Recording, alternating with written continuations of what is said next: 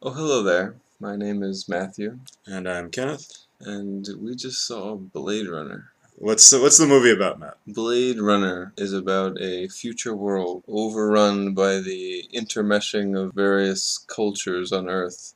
Horrific dystopian future full of cyclopean architecture and imposing dramatic lighting and desperation, and there are artificial beings called replicants, and you can only tell one of these artificial humans by an extremely complicated emotional test, and if you find one you gotta kill them because they're only allowed off-world.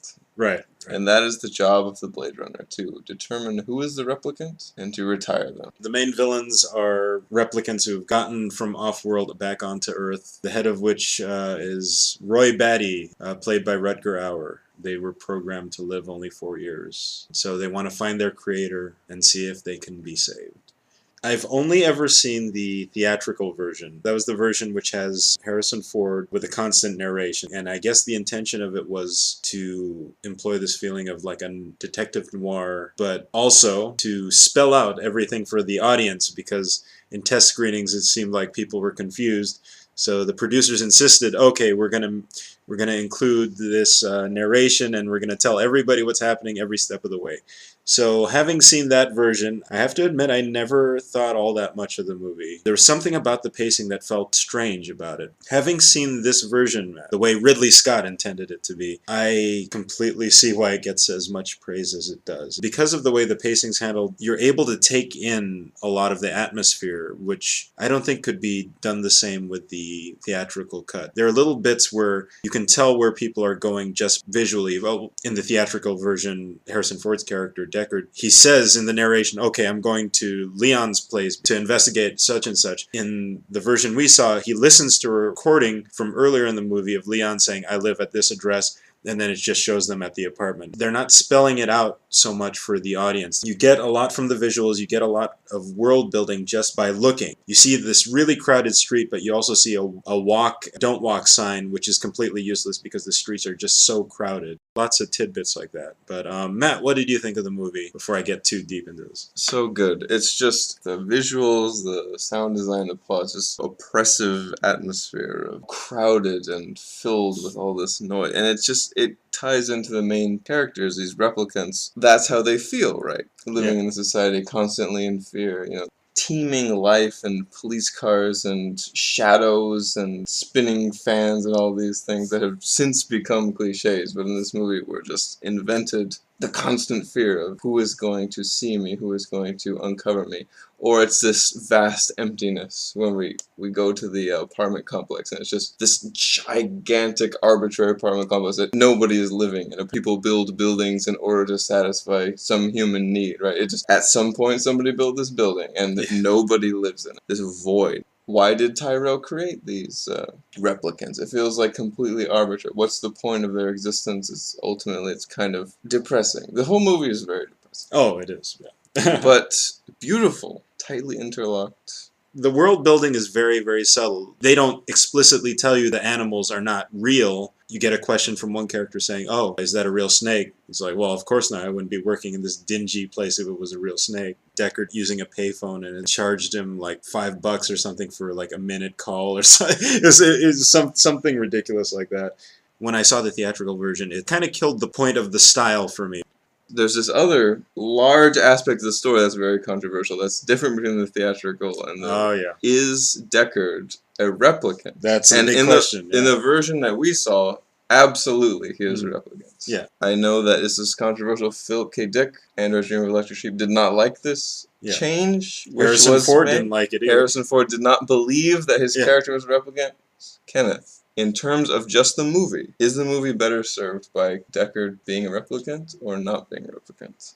For certain scenes, like for example him battling Roy Batty, you fear for his life because this guy is just this unstoppable machine. So a replicant versus a replicant, it doesn't quite reach up to that level. But the idea of Deckard being a replicant brings up some other interesting ideas, like the police are using this tool to hunt down the other tools. It's like everyone is just a piece on a chessboard who's just being used. I think I prefer the idea of Deckard being a human, just because he and every other human character acts essentially like a robot. So that adds to the texture to the movie. Ridley Scott himself has said that Deckard's a replicant, but the writers, not just Philip K. Dick, but David Webb Peoples, who wrote the script, he said, it's up for interpretation.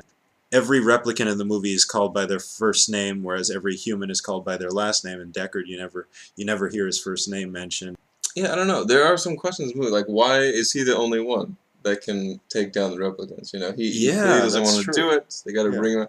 He's just like a chosen one? You know, destined to kill every replicant. Yeah, it seems strange. All of the replicants have super agility and strength.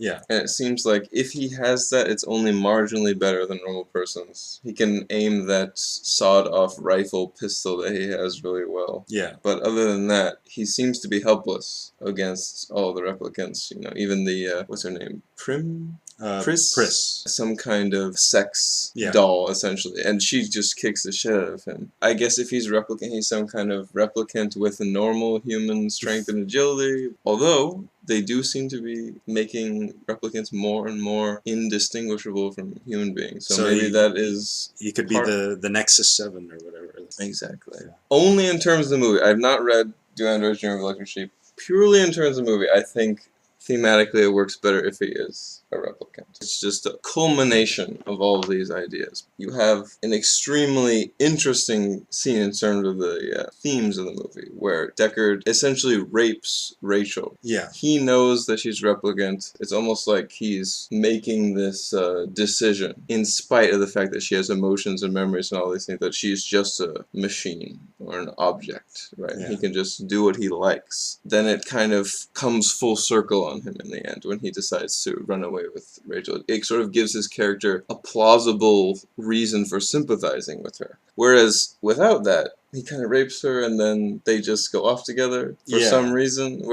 Which is what the theatrical version is. Maybe it's not a plot hole, but it's like a character hole.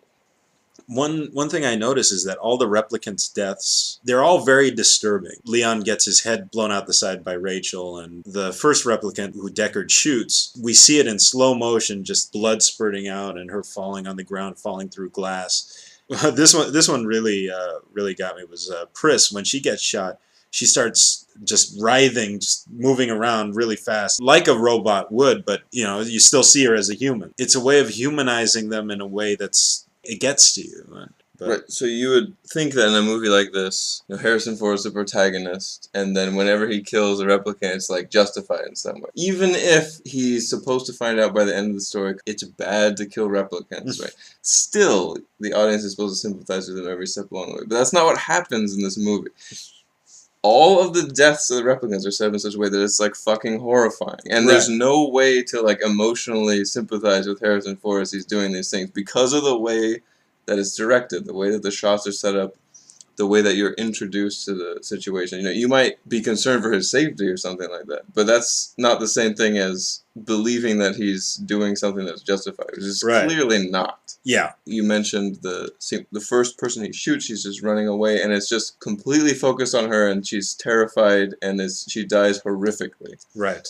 And obviously, the final one is I think, Roy Batty dies. The replicant is more human than the supposedly human. It's insane. This person whose job it is to murder him, he saves his life and then just doesn't kill him. And then he just gives him this little poem. It's this ultimate ethical question of, can we tell the replicants from the humans? We have this like crazy test that we invented, but it's like, well, let's look at the actions of the characters in the story. And who has the moral high ground here? Right. Clearly it's Roy Batty, who decides not to kill Deckard at the end. Yeah, he actually saves his life. He saves him, and then he spares him, and then he just magnanimously dies. Yeah.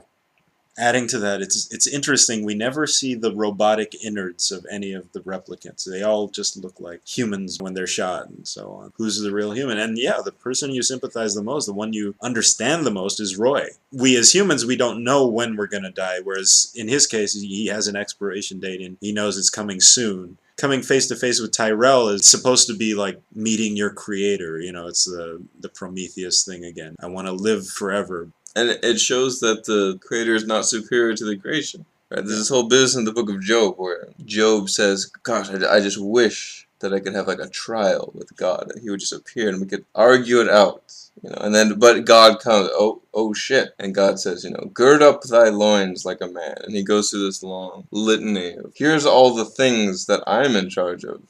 Do you think that you're ready for that? And the answer is, of course, no. But when Tyrell meets this guy, it's just like, well, I don't accept your bullshit explanation for my existence, and I'm gonna murder you. Yeah, exactly. Right? It's not at all like the meeting between Job and God. Just because you can make this thing, it doesn't mean that you're superior to it. Right. And of course he kills him by poking out his eyes, which, I mean, there's a thematic element of what you see of eyes. One of the first shots we see is the close-up of an iris. Leon tries to kill Deckard by poking out his eyes, just the same way Roy does. Leon and Roy both go to the place where they make the eyes. And of course, one visual tell is that their eyes have this reflection. What you see isn't exactly what's actually going on. You know? We should talk about the special effects. Oh, yes, absolutely. It's better than what we see today. It is. It's better. Yeah. You think of something what's similar, like a mechanized futuristic city. I think of like Tron. Like they have the new Tron. Yeah.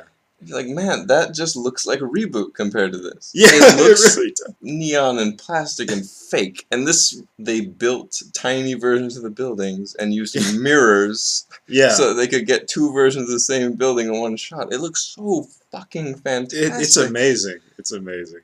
Design and cinematography by Douglas Trumbull, who also did 2001: A Space Odyssey. And the fact that they built New Los Angeles, or whatever it was called, the amount of detail that they put in, this is back when, you know, they put effort into movies. I mean, yeah, it makes you wonder, because if they were doing these establishing shots in CGI, if you don't like the shot, you can just change the angle or whatever. Here, it enforces such a discipline. A titanic amount of money goes into the shot. Before we start building this humongously expensive thing, what is the absolute best shot that we want? Right.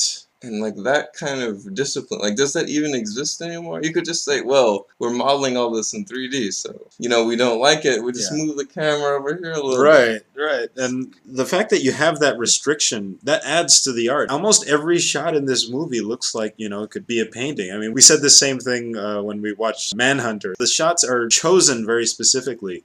Yeah, great movie. Those are our thoughts on Blade Runner. And we are the Movie Meisters saying, cinema is not a slice of life, but a piece of cake.